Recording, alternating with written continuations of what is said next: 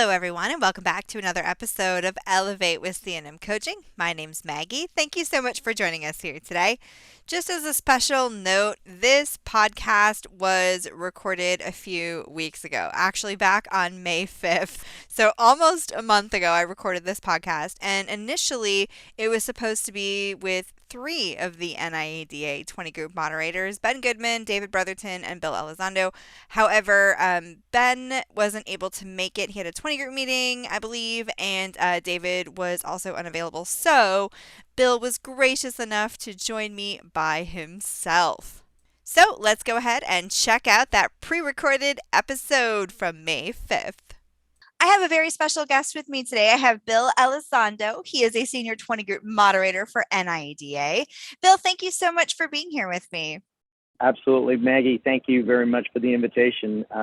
It's an honor to be on your podcast, and look forward to not only seeing you in the very near future, but continuing to work with you as much as possible. Yes, I've wanted to have you on for a while, but as you know, we are friends on Facebook, and I feel like you're never in one place for more than 10 minutes. If you're everywhere all at once, all the time, traveling around, and we bump into each other here and there.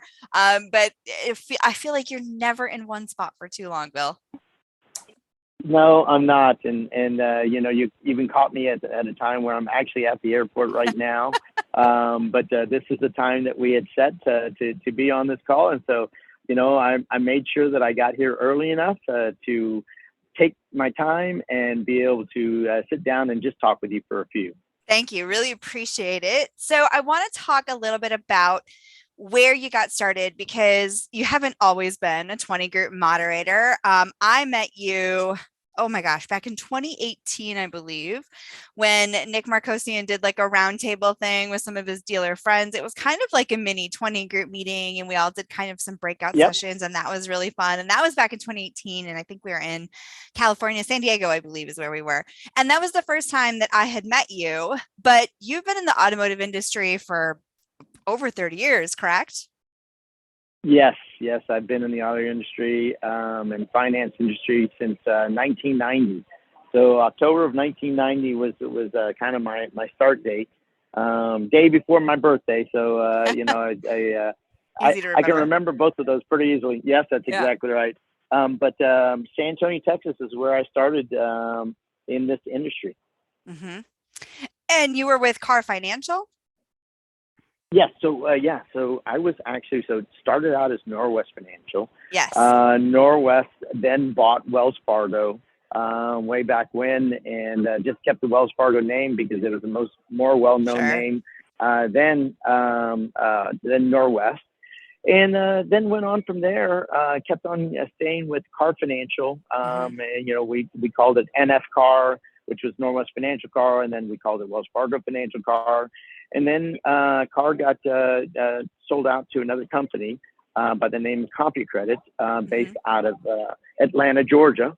And, everything kind of moved out that direction. So, but, that was somewhere around, I'm going to say 1999 to 2000, somewhere thereabouts. I don't remember the exact date. And then, or maybe a little bit later, could have been. But anyway, I know time goes by so fast. Move up the I moved around for them a number of times. I was footloose, fancy free, I call it. No children, no wife, and they loved that because I could move anywhere for them. Right. And so I did. I bounced around to Austin, Texas for a little bit, and then over to Houston, Texas, ran that operation, then California, Washington, back to California, Las Vegas, and then I ended up with them as the national accounts manager over in Peachtree City, Georgia, which is still where their corporate office is at right now. So which one of those cities was your favorite to live in? Well, I'm a Texan, and San Antonio is my home. Yeah. And so I've got to say that that's just, always going to be my favorite. But Peachtree City was pretty awesome.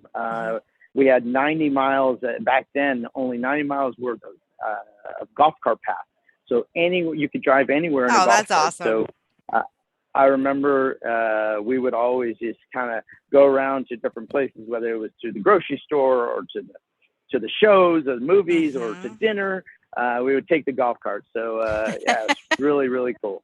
Yeah, that sounds like a lot of fun. I've seen some of those golf cart communities like in Florida, for retirees and things like that. And it seems like it would be fun to just cruise around in a golf cart all day. And then when we met, you were with AFS, right? I was. So I left Car Financial. I got a call, or I did business with America's Car Mart. We were the only company to ever purchase receivables from them at a point in time. And I got to know Jeff Williams, the now CEO of America's Car Mart. And Jeff and I talked, and one day he kind of talked with me about an opportunity for director of collections. And it wasn't directly asking me, but took the opportunity, and I kind of left my 18-year career with Car Financial and went over to America's Car Mart. Was in there and worked for them for about 8 years, and then from there to Superior Auto up in Fort Wayne, Indiana, which is where I live now, and worked for them for about a couple of years, and then yes, AFS Dealers. So I had a couple of different stints, but I will tell you, everything that I did was it had to have been for a purpose, because I wouldn't be where I'm at right now if I didn't have those other opportunities and hadn't done what I had done. So, right, exactly. Definitely some good stuff. Yep. You started with NIADA when? Was it 2020? 2021. Was it? Okay. I want to say somewhere around, yeah. Everything's kind of a haze around the pandemic. Yes. Yeah, I know. Absolutely. All I know is that I started before Ben, so I have more tenure than he does.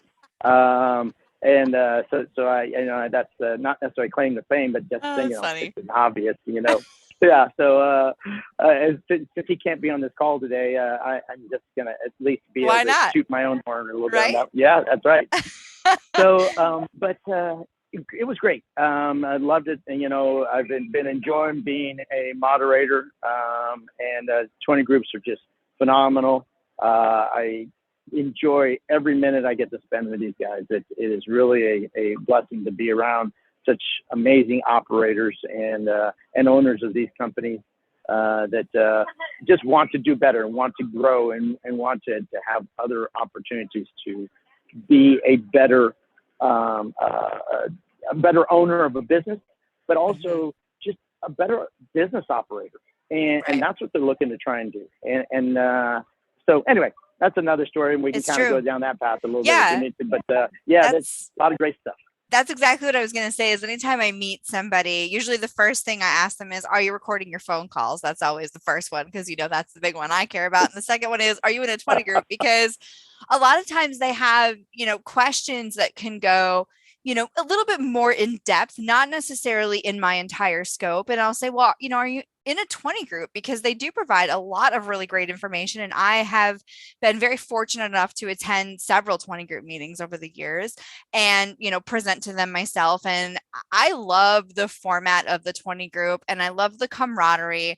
And I've even seen like a bunch of groups kind of bounce, between different moderators, but they still love their old group, or they'll be in more than one group, or they'll have a service group. And, they love to get answers from each other and work together. And I just think it's so important for a dealer to have that opportunity to visit with like-minded dealers, talk about laws and regulations, and also like fight for their own, state regulations and federal regulations and things like that together as a group.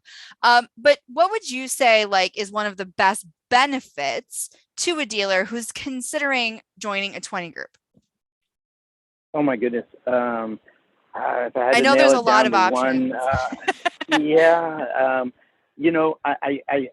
say that what you were talking about, the camaraderie of just having other owners of the businesses that are going to scrutinize and take a look at your business and give you sometimes some brutal honesty that you might or might not want to hear or like to hear, but at the end of the day, you need to hear. Right. If you want to grow. That's right. They're not afraid to talk to you about these things, because they would hope that you're going to do the exact same thing for them. It's interesting. I've heard, and we just did recently a site visit at one of my one of the members in the 20 group, and it was great. But, I was warned by somebody that said, and not necessarily that this particular owner was going to take anything and just, be very upset, but because he was open-minded, willing to listen to anything and hear the critiques. But there's others that I've heard in the past were not as excited to hear some of the things that their peers were saying about their business, and that brutal honesty sometimes it can be a little not hurtful, but just something you don't expect to hear from. You think as an owner, hey, I've been doing it for 5, 10, 15 years, and I've been successful. Who makes you think that you know anything better than me? Right. So and none of them ever mean anything. There's no they're such great friends. Most of these guys, they hang out with each other. They spend time with each other. More than anybody else out there. Sometimes and which makes it even better because that relationship that they're building just gives them more opportunity to know even more about what they're trying to accomplish as a business owner, and then again also as a friend. Yeah, that's a very great point. I've seen so many of them become close friends over the years. I mean, I was at a meeting, oh my gosh, I don't even remember when this was. It was pre-pandemic.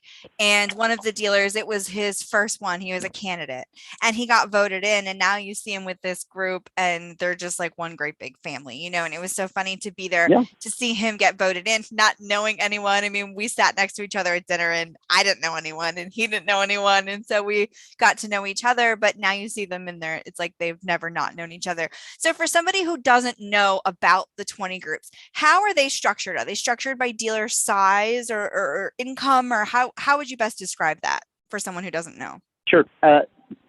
So we've actually got a few different categories and different sizes that we have, within the group. So there's a couple of different factors that kind of play into this. Or your retail, you buy here, pay here. Lease here, pay here. Are you in a finance? Are you a finance operation? Are you just a service shop and just looking for service? So there's a good number of different categories that we actually look at initially, and then of course, yes, size or volume. So in some cases, the volume is going to be or account receivables. What do you have in an outstanding account receivable? So volume would be more for the retail and even maybe for the service shops that you might be doing, depending on how many lists and different things you might have there. But then also for the size of your portfolios. I wouldn't put necessarily anybody that has, $1 million, and it's newer in some respects. With somebody that's been in the business for 15 or 20 years and has a 30, 40, or $50 million portfolio. They're not going to be talking about the exact same things all the time. And they're not looking at the same things. They've got different issues. So we try to really put the right members into the right groups at that point. And, but the members have the chance to make a decision themselves. So we might put them in a group and they might say yes or no. They might be excited about it. But those are all a lot of the different factors that we look at. And again, we have lease here, pay here. We have buy here, pay here. We have retail. We have service groups. We also have our express groups, which is brand new, Maggie. And what are those? That's actually taken off. So like those quick are meetings? actually, they are, but they're the same amount of information. We do a composite review. We have hot topics and discussions about, what exactly is happening within the individual's businesses that are happening today. And that's fresh on their mind and something that's important to them. But, we also, have just a shorter time that we do it in. We meet on a Sunday afternoon, and by Monday afternoon, everybody's already on their way back home. Yeah. So, it's a much shorter period of time, which gives the dealer and or the member at that point a opportunity to not miss a lot of what they need to do, because in some cases they might be a little bit smaller. But there's also other ones that I've been that have reached out to me asking me and saying, hey, tell me about these express groups and what I can do and how I can get into them, because I don't want to be spending a lot of time away from my dealership, but I'm not a small dealer. Who can I, what can I do there? So that's the exciting part, and I think at a point in time, we might even look to make these a little bit more regional. I've been talking to different members that have been parts of these groups, and right. Seeing that we can even make it more accessible to more people in a certain area. So you're talking about even more specifics about business in an area that you wouldn't have to talk about, snow or having to worry about the snow if you live down in Florida. It won't happen. So but that's definitely always as you and I know, living in the Midwest.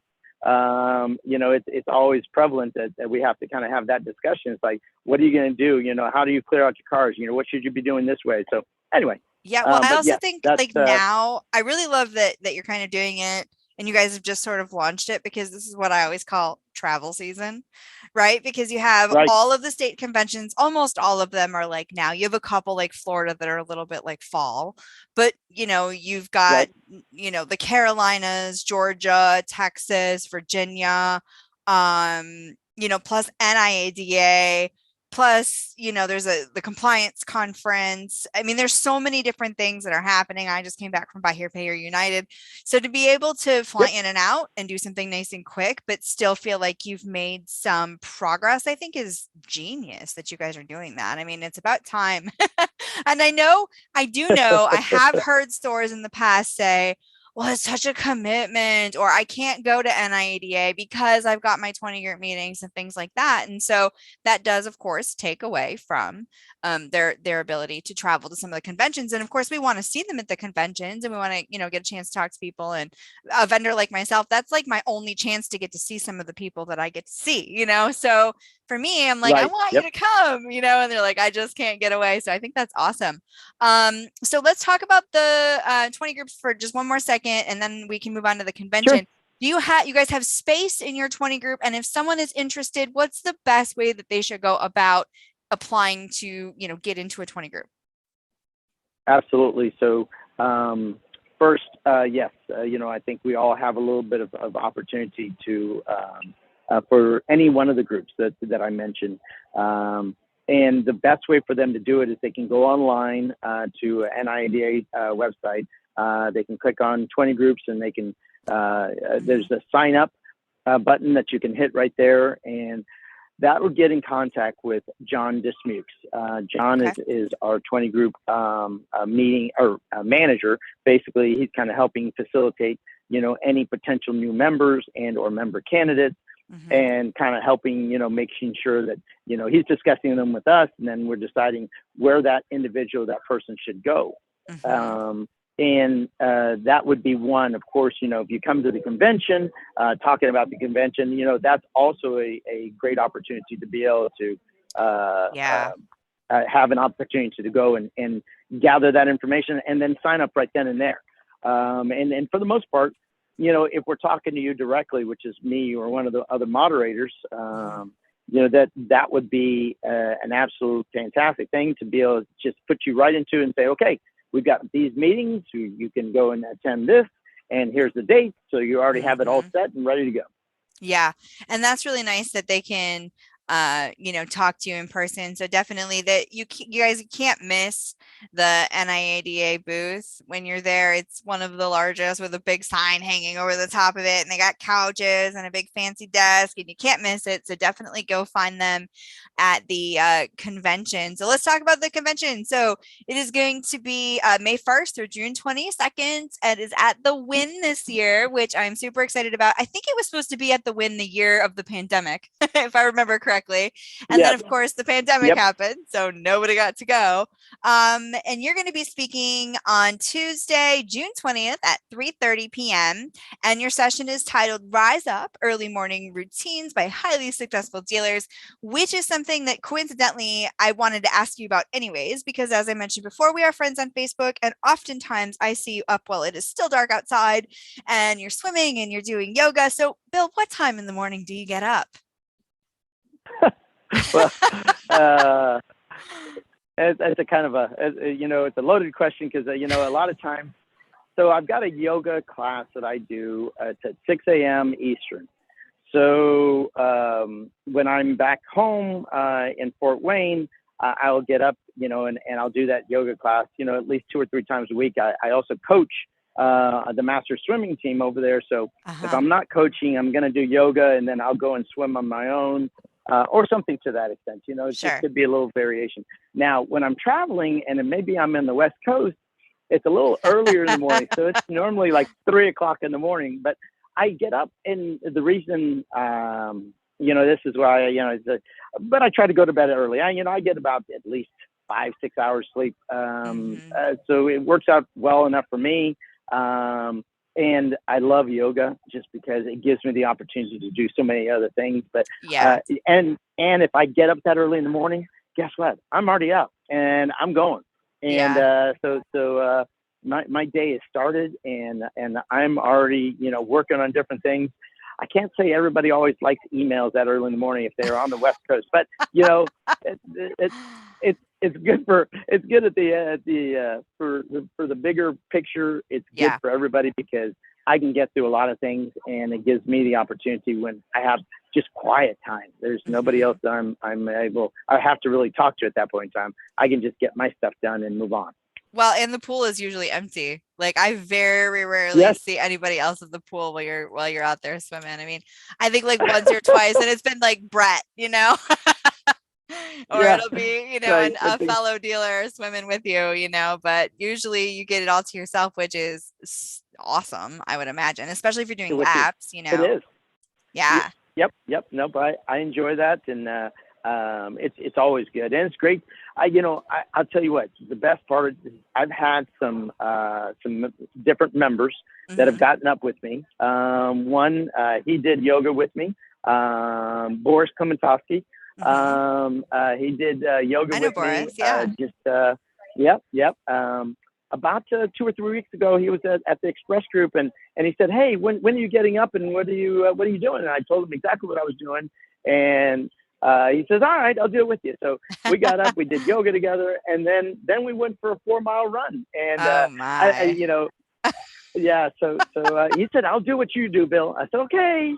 But it was good. It was. I really would be good dead, because, Bill. you know what? I would be dead. I could do the yoga, but the 4-mile run, I am out. I run when someone is chasing me. I can walk fast, but I'm not a runner.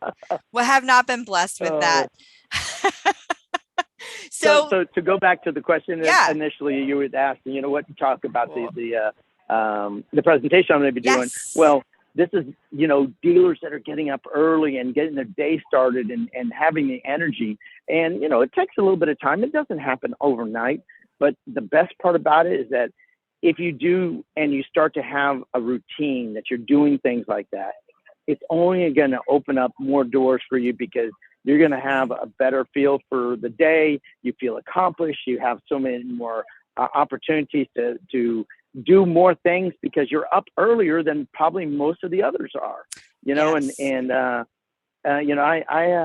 there's a lot of great sport and athletes and just owners of businesses that, they wake up early sometimes and they start to do their job or their business or whatever they're doing at that point in time to kind of at least get the day going. But as soon as they do, man, they feel so much better and accomplished. And you know what? At the end of the day, you can now go home and relax, and you don't have to worry about going to go work out again. So it's really a great thing. It's true. And if you want to work out again, like I know I saw you, when you were home, you would take the dog for a walk at night, even though you'd been up since God knows what time. But, you were still going out and doing other things because you could and you had the time. And, it is nice to have that option as well. But I also think like exercise is so great for your whole psychology behind what it does and the hormones it releases is such amazing things anyways. So I assume that you're going to talk about your routine then during your session at NIADA. I am. I'm going to talk about the routine, and I'm going to talk about, what it brings to, members and or just individuals as a whole. I don't ever expect anybody to be me. That's not what I'm looking for. I hope that, and I've heard from individuals just, I'll call it silently, they send me a message saying, "Hey, you know what, you've inspired me to do this." This morning, I see the comments on Facebook.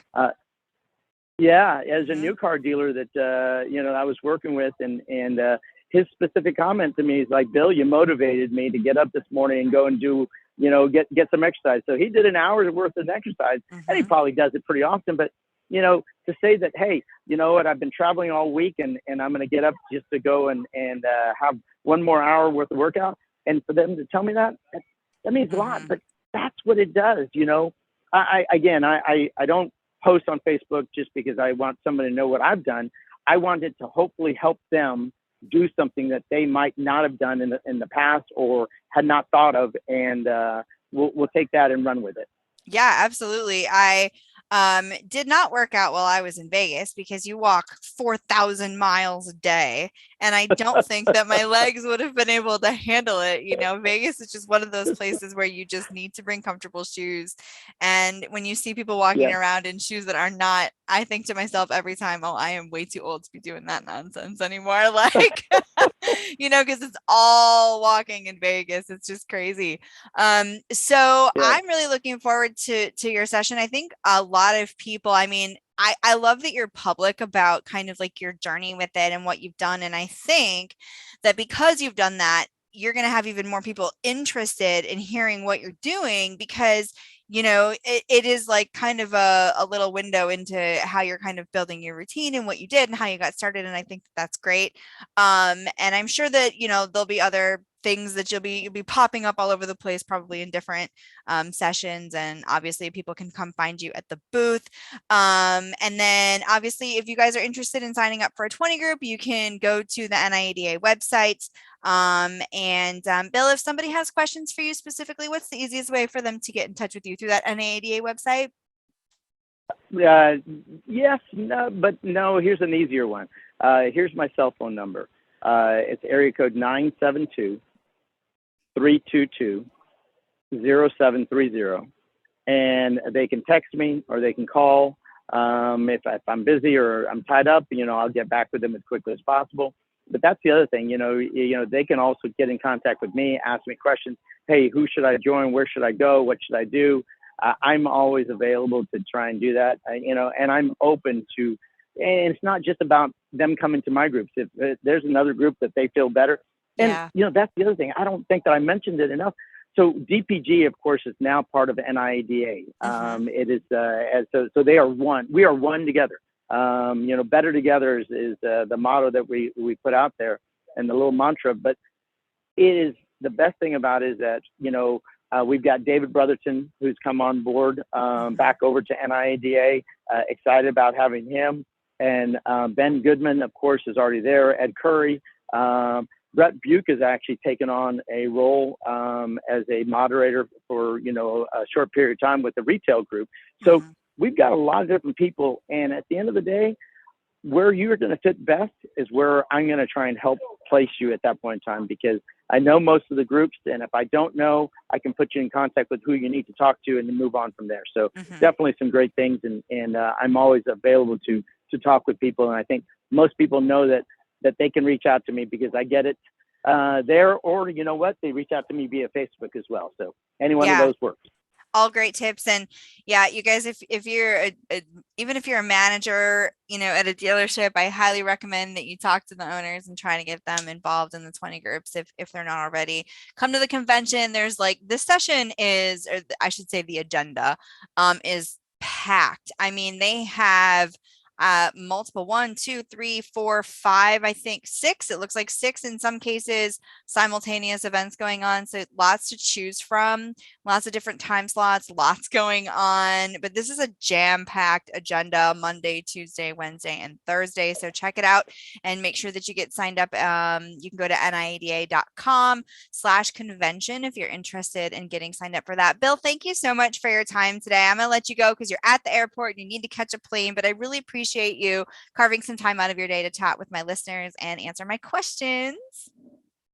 Oh, absolutely, Maggie. And now, aren't you going to be speaking as well? I am speaking. I'm speaking in the Okay. morning. I have the 11:15 time slot, and what I'm going to be doing is something kind of cool.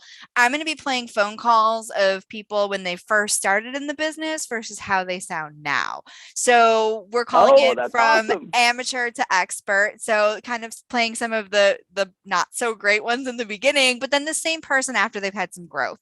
And so I'm looking forward to that because I feel like there's a lot of people out there, even owners who they hire the green pea, right? And the person has no idea what they're doing, and sometimes they think, oh, are we ever going to get anywhere with this person?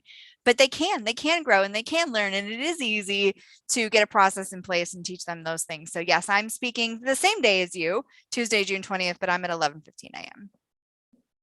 Hey, well, that's okay. That's wonderful. And I'll tell you what, if anybody ever has a chance to go and listen to you, I've been part of your sessions and listened to your sessions, and always some phenomenal information. And you know what? I always enjoy getting more knowledge from T&M coaching. So, Thank you so Maggie, much. thanks again for allowing me. Oh, yeah, Yeah, absolutely. we need Thank to you for speak letting me together be on again. your We podcast. we had fun. We did that. What was that? That was the buy here, pay here.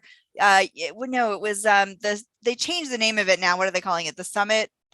But Yeah, that's what it's we now spoke called at. the Super Forum. That's what it is, the Yep. super forum. But back then it was called something else. The NABD is what it Yeah, was it was called. called the Yeah. NABD Yeah. Finance Expos were what we Yes. talked at. And So we did yes, a collections we did a collections session together, and it was a lot of fun. So we need to do that again. So thank you so much, Billy. Hope you have a safe plane trip home, and I really appreciate you taking time today.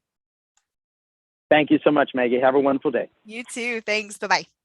Thank you so much to Bill Elizondo from NIADA for joining us here on this episode of Elevate with C&M Coaching. Just a couple of quick announcements about where you can catch us over the course of the next few months. So we just wrapped up Compliance Unleashed, so that's over. But I will be at NIADA the 19th through the 22nd at the Wynn in Las Vegas. I'm speaking on June 20th at 11:15 a.m. My session is titled The Evolution of Sales Calls from Amateur to Expert. I'm going to be playing all types of sales calls. And then I will be at TIADA July 23rd through the 25th, which is at the JW Marriott in San Antonio. I'm speaking on the 25th at 11 a.m., and we are talking about payments and arrangements, creating effective collections calls. And I'm going to be playing some collections calls there. If you happen to be at the compliance conference, then you got to hear some amazing gems of collections calls. It was a great time. And if you didn't go this year, put it on your calendar for next, because it's definitely a must attend, especially for collections managers. So I will see you at one of those events coming up. And thank you so much for joining us on this episode of Elevate with C&M Coaching. Have a great day.